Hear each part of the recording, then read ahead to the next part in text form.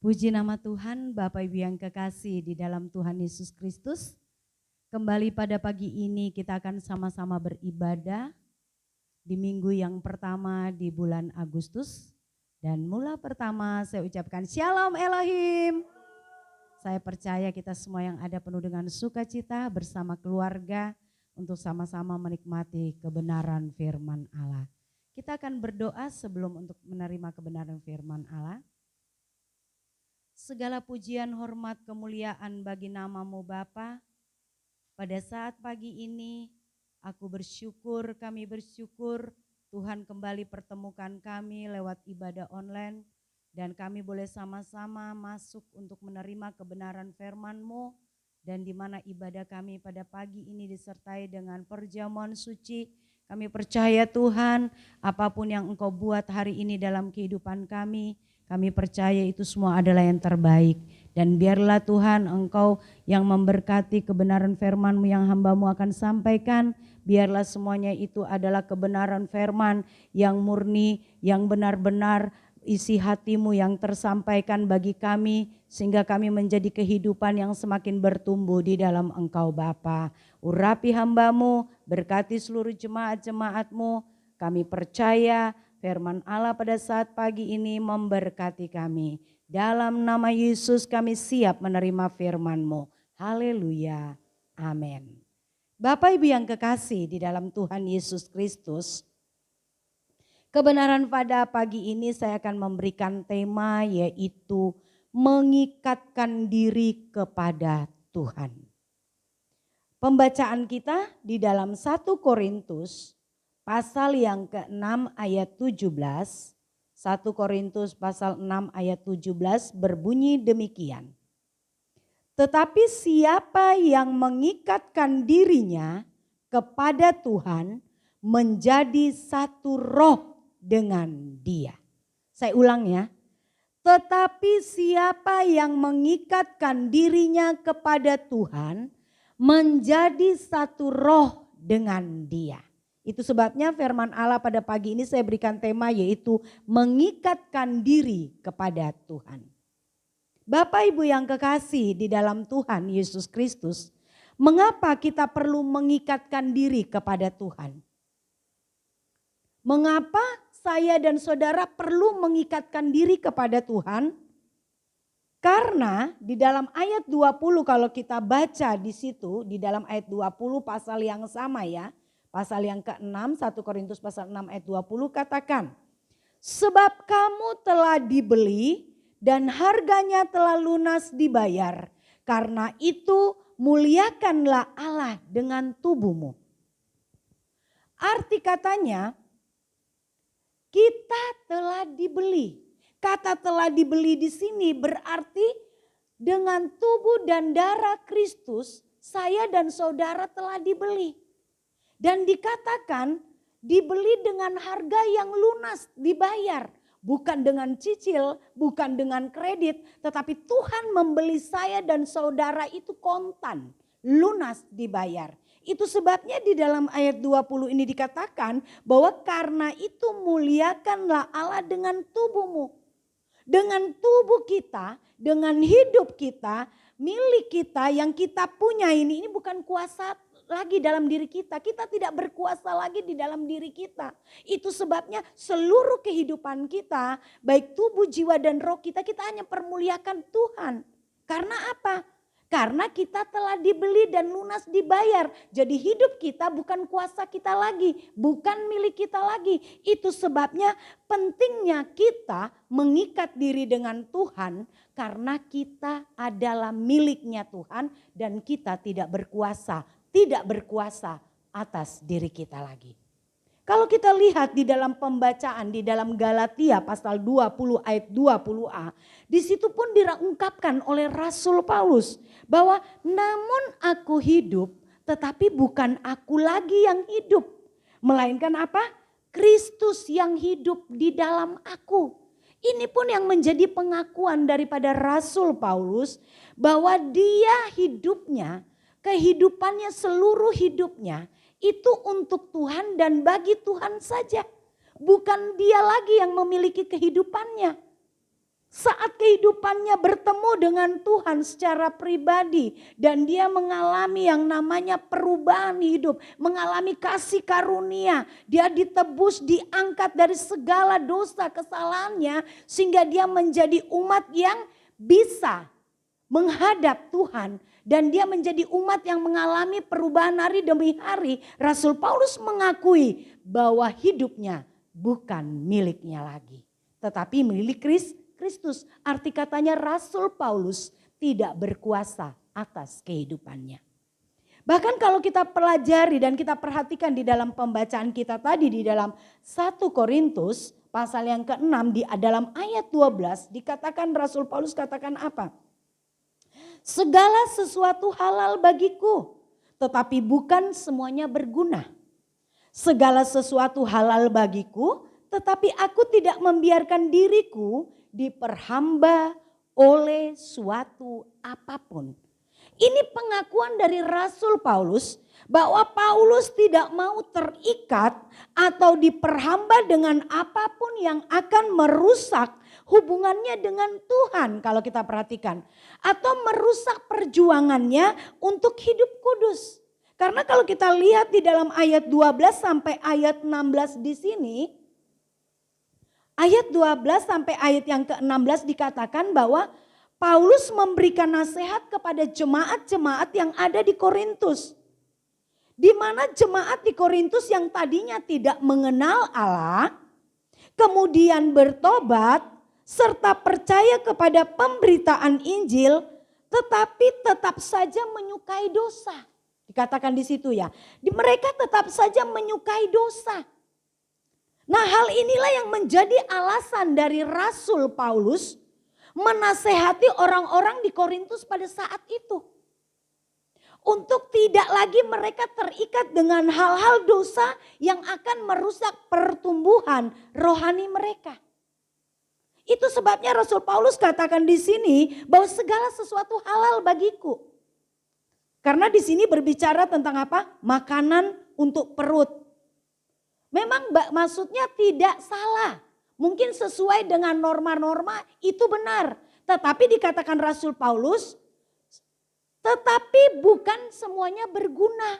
Arti katanya walaupun itu tidak melanggar norma-norma yang ada, tetapi kalau itu tidak berguna untuk kemuliaan Tuhan, maka Rasul Paulus tidak akan mau ada di situ.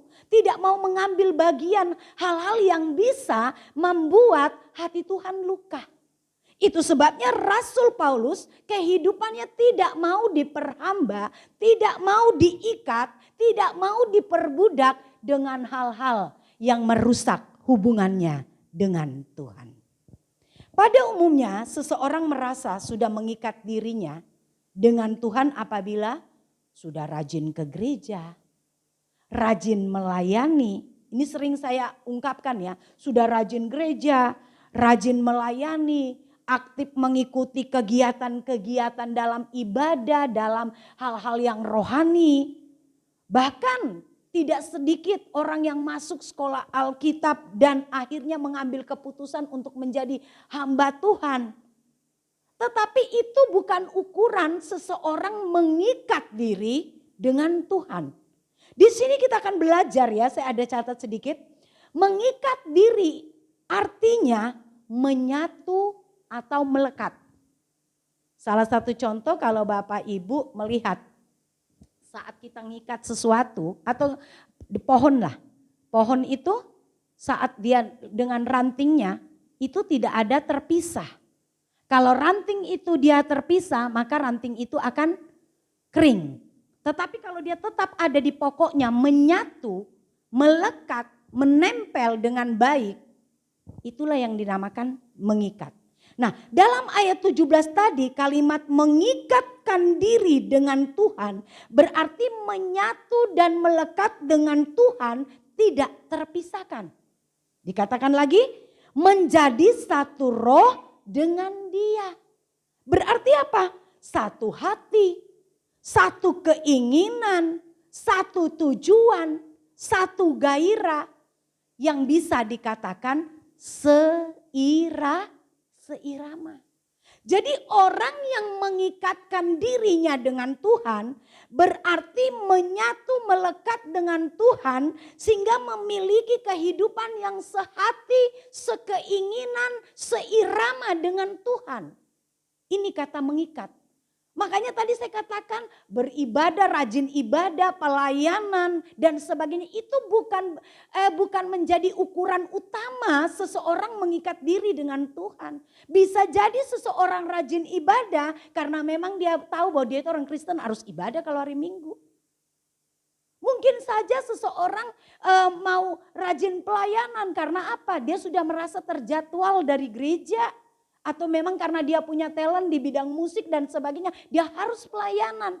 Tetapi bukan karena dia mengikat dirinya sepenuhnya dengan Tuhan, melekat menyatu dengan Tuhan sepenuhnya.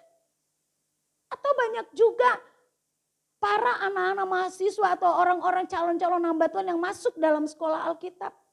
Bukan karena mereka ingin menyatu melekat dengan Tuhan sehingga mereka mengambil keputusan. Tidak semua tapi saya katakan. Memang ada juga banyak orang juga yang memang masuk di dalam sekolah Alkitab karena memiliki kerinduan di dalam Tuhan. Tetapi ada juga yang hanya karena apa? Capek-capek di rumah ini sudah. Jadi seperti model ingin mencoba-coba dan akhirnya juga memang gagal. Nah inilah yang akhirnya kita tahu bahwa orang yang mengikat dirinya dengan Tuhan berarti menyatu melekat dengan Tuhan dengan sungguh. Sehingga memiliki pikiran, memiliki hati, memiliki keinginan yang seirama dengan Tuhan. Dan untuk hal seperti ini Bapak Ibu perlu kita tahu. Untuk hal seperti ini tuh ada formulanya. Ada syaratnya sehingga orang bisa melekat menyatu dengan Tuhan sehingga memiliki satu keinginan, satu hati, satu gairah dengan Tuhan. Syaratnya adalah apa? Dia mengenal Tuhan dengan benar. Bukan mengenal asal mengenal. Tetapi dia betul-betul mengenal Tuhan dengan benar. Memahami setiap kebenaran firman Allah. Untuk memahami setiap firman yang kita dengar, itu dibutuhkan untuk kita menjadi seorang murid yang senantiasa belajar, memiliki kerinduan untuk mengerti akan kebenaran firman Allah. Dan kita mengerti kehendaknya dan mengerti rencana Tuhan di dalam hidup saya dan saudara. Jadi saat kita memahami, mengerti kehendak Tuhan, mengerti kebenarannya, maka kita akan mampu menjadi umat-umat Tuhan yang mengikat diri dengan Tuhan. Banyak orang katakan saya sudah mengikat diri dengan Tuhan tetapi dasarnya tidak ada. Maka dengan keadaan apapun dia gampang untuk lari dari Tuhan. Gampang kecewa dengan Tuhan. Karena dasarnya apa? Tidak mengenal Tuhan dengan benar. Tidak memahami Tuhan dengan benar. Tidak mengerti dan tahu rencana Tuhan dengan benar. Sehingga apa? Gampang terbawa arus. Gampang terseret dengan keadaan-keadaan yang ada. Membuat dia lemah dan meninggalkan Tuhan. Dengan kita mengenal, memahami dan mengerti kehendaknya serta rencananya akan membuat kita terus berjuang mengikatkan diri dengan Tuhan. Ini pentingnya. Dan di sini kita akan belajar ya, Bapak Ibu yang kekasih, ada 3 poin yang saya ambil ciri-ciri. Karena kita sudah tahu bahwa mengikat diri dengan Tuhan itu berarti melekat menyatu seirama dengan Tuhan, berarti ada ciri-cirinya. Ciri-ciri orang yang senantiasa mengikatkan diri dengan Tuhan. Yang pertama adalah selalu merindukan kebersamaan dengan Tuhan dimanapun berada. Yang artinya membangun hubungannya terus dengan Tuhan. Terus menerus dengan Tuhan. Dengan intim. Dimanapun berada. Jadi tidak ada sesuatu hal yang dapat membatasi, menghalangi orang percaya untuk selalu terhubung atau berhubungan dengan Tuhan. Ini perlu kita perhatikan. Tidak ada yang dapat membatasi seseorang untuk terhubung dan berhubungan dengan Tuhan. Baik itu lewat kesibukan. Kesibukan apa? Kesibukan saat apa? Sebagai orang pekerja, sebagai ibu rumah tangga, sebagai pengusaha, sibuk. Atau kita tidak dibatasi oleh kegiatan anak-anak sekolah, kegiatan anak-anak kuliah, kegiatan-kegiatan keluarga besar, arisan dan sebagainya. Atau kegiatan-kegiatan dalam lingkungan. Atau masalah. Tidak akan dibatasi oleh masalah penyakit, masalah ekonomi, masalah keadaan yang ada di sekitar kita. Itu tidak akan pernah menghalangi hal-hal ini, baik masalah, kesibukan, kegiatan, itu tidak akan pernah menghalangi atau membatasi kita berhubungan dengan Tuhan. Loh, kok lucu ya? Kita berpikir, kok lucu? Kan Tuhan cuma kasih waktu 24 jam, bagaimana saya harus mau berhubungan terus dengan Tuhan? Lucu dong. Justru arti katanya begini, semuanya tidak menjadi penghalang bagi kita sebagai orang percaya.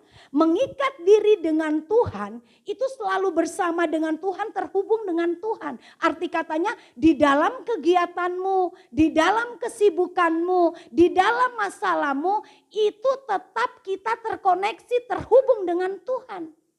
Jadi saat kita melakukan kegiatan-kegiatan kita, kesibukan kita, baik sebagai kepala rumah tangga yang bekerja, baik sebagai ibu rumah tangga yang mengurus rumah tangga, mengurus anak, baik kita sebagai anak-anak sekolah, baik kita yang kuliah, atau baik kita sebagai warga masyarakat yang tetap ada mengikuti kegiatan-kegiatan sosial di lingkungan rumah kita, itu tidak akan membatasi kita. Jangan kita berpikir berhubungan, berkomunikasi, berhubungan intim dengan Tuhan terus menerus itu hanya di dalam kamar. Kita tutup mata, kita berdoa, memuji Tuhan, menyembah Tuhan, haleluya, haleluya. Bukan itu saja. Tetapi bagaimana seluruh kehidupan saya dan saudara, di dalam segala kegiatan-kegiatan kita, kita terus mempersembahkan hidup ini untuk terus berhubungan dengan Tuhan. Ini.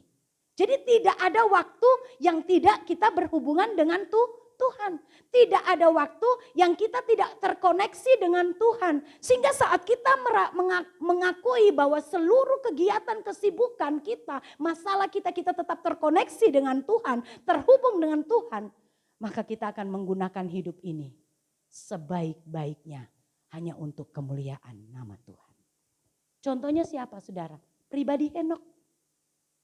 Henokh dikenal adalah seorang yang benar-benar luar biasa pergaulannya dengan Tuhan. Makanya Henokh memiliki arti adalah patuh, nama Henokh itu patuh dan berserah. Sesuai dengan kehidupannya yang senantiasa bergaul dengan Tuhan. Kalau kita lihat di dalam Kejadian pasal 5 ayat 23 dan 24. Dikatakan bahwa Henokh bergaul dengan Tuhan selama 365 tahun umurnya. Kata bergaul di sini berarti dia berjalan terus menerus dengan Allah. Dia terus hidup dengan Allah, erat dengan Allah, akrab dengan Allah. Tapi bukan berarti Henokh itu hanya ada di dalam kamar. Bukan berarti Henokh itu hanya ada di dalam bait Allah. Ini kita perlu perhatikan. Bukan berarti dikatakan Henokh bergaul dengan Allah hidupnya selama 365 tahun. Berarti Henokh itu hanya haleluya Tuhan baik. Bukan itu. Tetapi seluruh hidupnya dipersembahkan untuk Tuhan. Baik saat dia bekerja, dia melakukan tanggung jawabnya sebagai kepala rumah tangga. Baik dia melayani, dikatakan di dalam Yudas pasal yang keberapa? 1 ayat 14 dan ayat 15 dikatakan saat itu sebelum Henokh terangkat ke surga dia menyampaikan nubuatan tentang kedatangan Tuhan Yesus kali yang kedua. Di situ disertai dengan ribuan orang kudus yang hendak menghakimi semua orang sesuai dengan apa yang dilakukan. Dia masih mengerjakan itu. Henokh masih memberitakan kebenaran. Henokh masih menyampaikan nubuatan yang harus disampaikan kepada umat-umat Allah. Sehingga mereka hidup di dalam kebenaran. Menyadari akan dosa-dosanya. Dan bahkan dikatakan di dalam Ibrani pasal 15 ayat 5. Bahwa Henokh terangkat dan tidak mengalami kematian. Karena Henokh berkenan kepada Allah. Jadi bukan berarti Henokh ada di dalam kamar terus tapi dia melakukan kegiatan apapun. Itu yang seperti saya katakan tadi. Seluruh hidupnya juga dia melakukan seperti hal-hal seperti kita manusia biasa. Yang tetap melakukan kegiatan tetapi tidak mengurangi hubungannya dengan Tuhan. Arti katanya apa? Seluruh kehidupannya, kegiatannya, kesibukannya. Dia tetap terkoneksi dengan Tuhan. Nah inilah yang dikatakan bahwa orang yang mengikat diri itu seperti ini. Dan yang kedua, mengikatkan diri kepada Tuhan, ciri yang kedua adalah selalu ingin dinikmati Tuhan dan menikmati Tuhan. Saat saya dengar kata ini dan saya baca buku ini, selalu dinikmati Tuhan, selalu ingin dinikmati Tuhan dan menikmati Tuhan. Kebanyakan kita ingin menikmati Tuhan aja. Tetapi Tuhan tidak pernah nikmati kita. Kalau kita berdoa, kita hanya ingin suara kita yang didengar. Coba saudara perhatikan, saat kita berdoa, kita itu sering hanya berdoa, tetapi kita tidak ingin mendengarkan apa sih yang Tuhan mau dari diri kita. Sudahkah Tuhan puas dengan saya? Sudahkah Tuhan suka dengan saya? Sudahkah Tuhan tersenyum dengan saya? Melihat saya, begitu saya menyapa Tuhan, Tuhan katakan, oh kamu, engkau adalah anak yang kusukai. Kita pernah berpikir seperti itu enggak? Atau jangan-jangan saat kita menyapa Tuhan, pagi hari Tuhan engkau baik, engkau luar biasa. Ternyata Tuhan katakan, bibirmu doang nak yang bicara seperti itu. Tapi kelakuanmu jauh banget dariku. Nah ini dia. Kadang-kadang kita tidak seperti itu. Kita tidak pernah mau memikirkan apa yang menjadi perasaan Tuhan. Makanya di sini selalu ingin dinikmati Tuhan. Berarti di sini sama dengan apa yang dirasakan Tuhan tentang kita. Ini yang perlu kita tahu. Apa sih yang Tuhan rasakan tentang saya nih? Selama ini saya sudah setia dengan Tuhan, mungkin saya sudah mau bertumbuh di dalam Tuhan, hidup dalam kebenaran. Apa sih yang Tuhan rasakan sudah sama saya? Apakah Tuhan masih rasakan saya itu hambar, saya itu tawar, saya itu dingin, saya itu biasa-biasa saja, saya itu tidak ada perubahan, saya tidak ada yang manis bagi Tuhan. Tapi saya dengan pedenya katakan apa? Bahwa saya adalah kesukaan Tuhan. Nah ini yang berbahaya. Mari kita mulai kembali. Di sini maksudnya apa? Selalu ingin dinikmati Tuhan. Di sini berarti Tuhan mengenal kita tidak. Ini yang harus kita pegang. Tuhan kenal saya enggak? Tuhan tahu saya enggak? Jangan-jangan seperti di dalam Matius pasal 7 ayat 23 katakan apa? Tuhan, aku telah melakukan ini, aku telah ini. Tetapi Tuhan katakan apa? Enyalah engkau, aku tidak mengenal engkau. Betapa mengerikannya itu. Saat Tuhan katakan aku tidak mengenal engkau. Padahal hari-hari kita menyebut Tuhan. Hari-hari kita ada di dalam gereja. Hari-hari kita melayani Tuhan. Tapi Tuhan katakan aku tidak mengenal engkau. Apa yang membuat Tuhan tidak mengenal kita?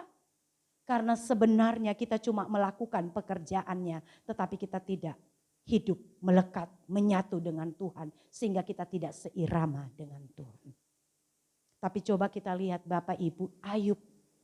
Saat Ayub Tuhan berbicara kepada iblis. Coba kita buka ya lebih baik itu. Supaya saya tidak salah di dalamnya. Di dalam Ayub pasal yang pertama ayat 8 katakan. Lalu bertanyalah Tuhan kepada iblis. Apakah engkau memperhatikan hambaku Ayub? Sebab tiada seorang pun di bumi ini seperti dia. Yang demikian saleh dan jujur. Yang takut akan Allah dan menjauhi kejahatan. Ini Tuhan sendiri loh yang katakan kepada iblis. Bahwa Ayub itu adalah orang yang saleh. Tidak ada seorang pun di bumi yang saleh, yang takut, yang jujur kepada Tuhan. Arti katanya apa? Tuhan tahu karakter Ayub. Tahu Tuhan suka dengan kehidupan Ayub. Sehingga Tuhan mengenal dia. Nah ini yang kita mau. Bahwa kehidupan kita, Tuhan menikmati kita karena Tuhan mengenal kita. Bahwa kita adalah umatnya yang melakukan kehendaknya. Yang memiliki karakternya. Yang hidup di dalam kebenarannya. Sehingga sama seperti Ayub yang Tuhan kenal kehidupannya. Maka demikian saya dan saudara. Saat kita ingin dinikmati Tuhan. Maka kita harus dikenal Tuhan. Dikenal bukan Tuhan pasti kenal umatnya. Tetapi dikenal di sini arti katanya apa? Dikenal karena kita hidup di dalam kehendaknya. Dikenal karena kita memiliki karakter yang sesuai dengan kebenaran firman Allah. Dikenal karena apa? Karena kita manis di hadapan Allah. Sehingga menjadi kesukaan Allah. Dan apalagi saya ada catat 2 di sini. Kita ingin dinikmati Tuhan. Agar kita ingin dinikmati Tuhan karena kita harus apa?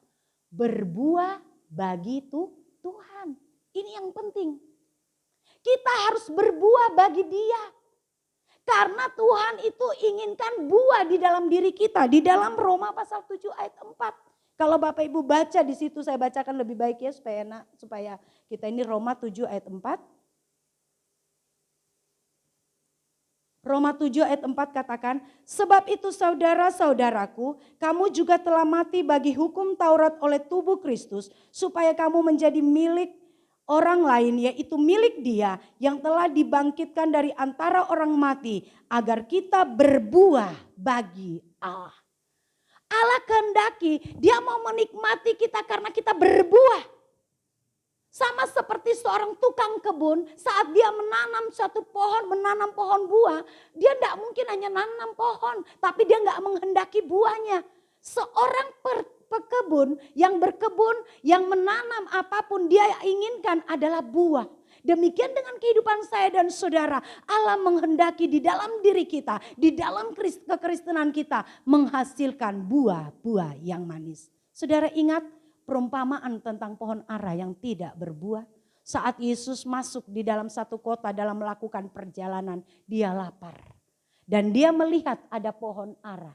Tetapi saat dia cari ternyata pohon itu tidak ada buahnya. Padahal Tuhan ingin menikmati buah itu.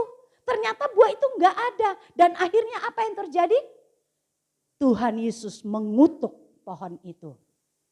Bapak Ibu yang kekasih. Saat kita ingin dinikmati Tuhan, mari kita berbuah-buah manis. Berbuah manis berarti kita bisa menjadi berkat. Melakukan kehendak-Nya, hidup di dalam kebenaran-Nya. Selain kita ingin dinikmati Tuhan, kita juga tadi dikatakan apa? Menikmati Tuhan.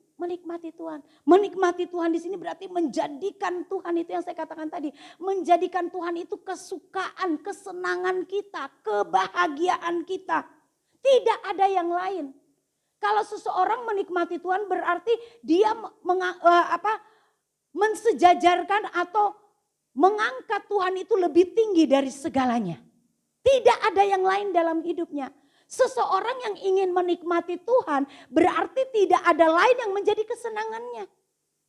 Tidak ada lain yang menjadi kesukaannya.